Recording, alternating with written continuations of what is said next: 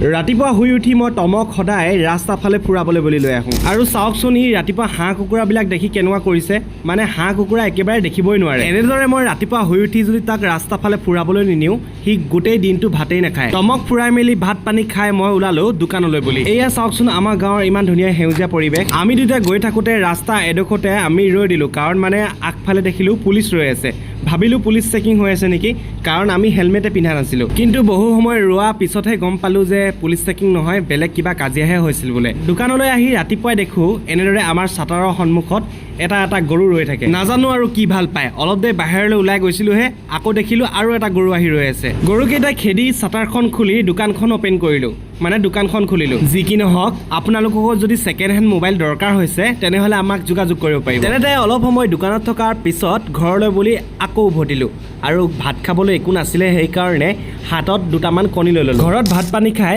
আকৌ ওলাই আহিলোঁ যিহেতু দুৰ্গা পূজা পাইছেহি দুৰ্গা পূজাৰ থাৰ্মকলৰ কাম এটা কাৰণে অলপমান কথা পাতিবলৈ আহিলোঁ যিহে গৰম দিছে ভাবিলোঁ কথা পতাৰ আগতে আমি আইচক্ৰীম খাই লওঁ 10 টকাটো যে এনেকুৱা ধৰণৰ ধুনীয়া আইচক্ৰীম পায় ভবাই নাছিলোঁ আইচক্ৰীম খাই খাই আমি গৈ দুৰ্গা পূজাৰ মণ্ডপৰ বিষয়ে অকণমান কথা পাতিলোঁ কেনেকুৱা ধৰণৰ হ'বনো কি হ'ব তাৰে ওপৰত কথা পাতিলোঁ আমি আচলতে থাৰ্মকলৰ ডেক'ৰেশ্যনহে কৰিম আপোনালোকেও যদি থাৰ্মকল কাটিঙৰ ডেক'ৰেশ্যন কৰিব বিচাৰে তেনেহ'লে যোগাযোগ কৰিব পাৰিব তাৰ পৰা আহি মই আকৌ দোকানত সোমালোঁ দোকানৰ শ্বাটাৰখন মানে অকণমান মেৰামতি কৰি আছিলে গধূলি হ'ল আৰু ঘৰত আহিলোঁ ঘৰত বহুত বেছি ডাঙৰে কাম এটা কৰিব লৈছোঁ সেইকাৰণে আজি ভিডিঅ'টো ইমানখিনিতে সামৰণি মাৰিব লাগিব আৰু আপোনালোকে গম পাইছে কিহৰ কাম আচলতে মোৰ আজি পৰীক্ষা এটা আছে আৰু পৰীক্ষা আগত ভিডিঅ'টো আপলোড কৰি গৈছোঁ এনেদৰে মই কিতাপৰ সকলোখিনি মনত ভৰাই ল'লোঁ আজিলৈ মোৰ ভিডিঅ'টো ইমানখিনিতে সামৰণি মাৰিছোঁ নতুন এটা ভিডিঅ'ত আকৌ লগ পাম